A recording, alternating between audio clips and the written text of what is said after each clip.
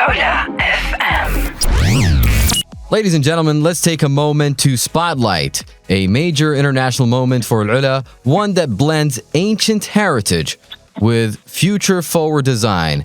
The Royal Commission for AlUla has officially inaugurated the Deep Surfaces Architecture to enhance the visitor experience of UNESCO sites exhibition. And this visionary showcase is held in partnership with UNESCO and forms part of the prestigious Venice Biennale Architecture 2025. And I am joined now by Leila Chapman, who is a narrative experience expert at the Royal Commission for AlUla, and she is here to tell us all about it. How are you, Leila? I'm very well, very happy to be here. Thank you so much. Thank you so much for taking the time out of your day to join us here on AlUla FM. My first question to you is, the local community in AlUla is considered the true custodians of heritage.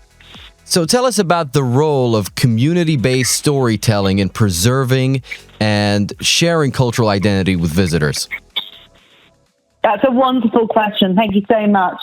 So as you rightly identifying, storytelling is right at the core of the AlUla community, and that's why we named our team of heritage interpreters RAWIs, which is storytelling. And they do it with warmth, they do it with skill, and it's something that's passed down from generation to generation.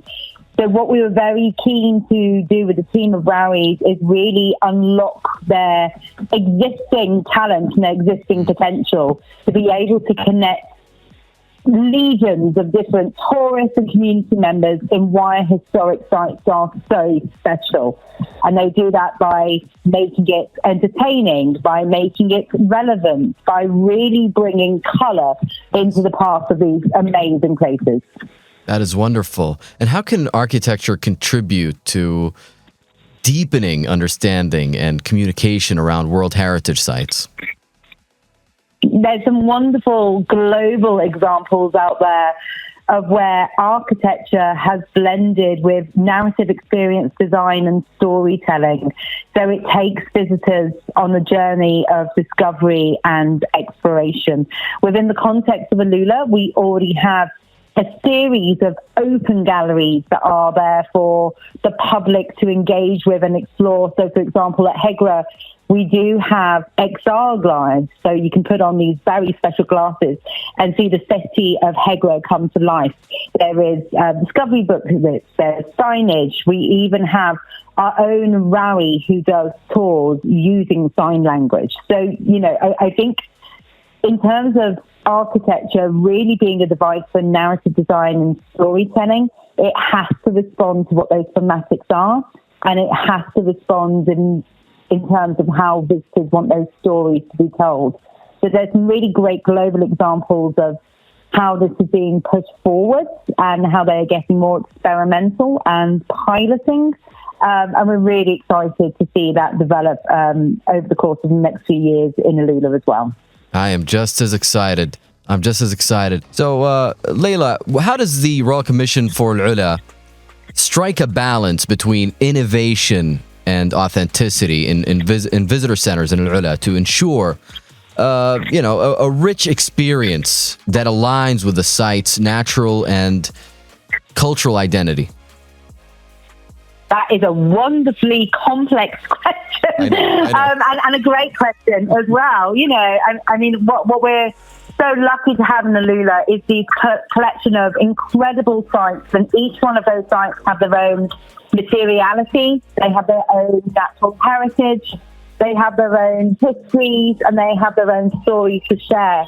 So I guess my response is that it can't be a one-size-fits-all approach. We are not looking, and we are constantly inspired by other models around the world, but we are looking to create these destinations from the ground up. It's not trying to compete against the natural and historical wonders of sites.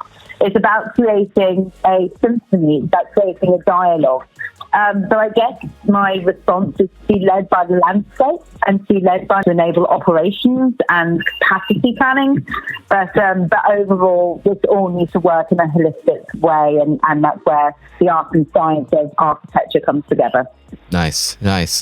And how does this participation in the Venice Architectural Biennale reflect the sustainable partnership model between the Royal Commission for AlUla and UNESCO?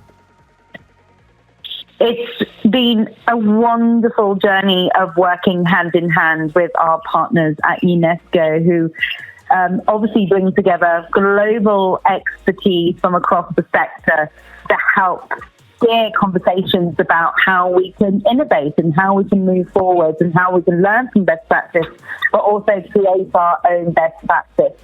So the exhibition in Venice is really a culmination of long streams of partnership, long streams of conversation, especially in terms of interpretation. So how do we make content meaningful and engaging for different audiences? And also how do we encourage cultural exchange?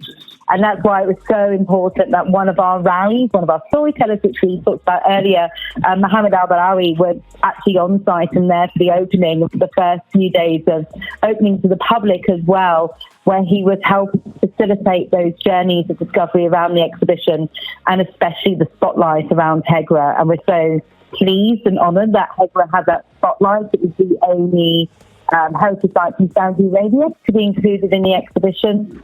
And what we were presenting is that we are very much on that journey of engagement and innovation and are looking forward to really positioning this amazing place as a place of best practice for the world to learn from. Fantastic. And it has been a wonderful journey indeed. And finally, what is being presented in this exhibition? Can it serve as a global model for other heritage sites in terms of design and cultural interpretation?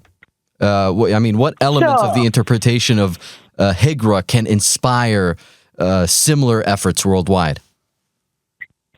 Brilliant. So the actual exhibition brings together lots of examples of how sites from around the world are interpreting and making meaning to their visitors. And what we have done with the Hegra section of the exhibition is shown the different ways in which we're connecting to our audiences with this very special site.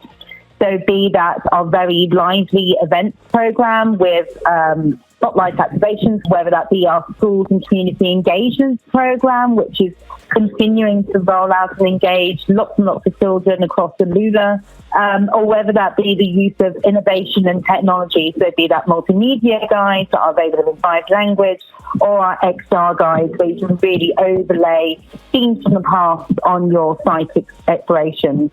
But obviously the best connection between people is storytellers and humans. So we very much spotlight the rallies in that and spotlight how we are developing a process to really create the framework for future visitor centres and other future interpretive innovations at that site.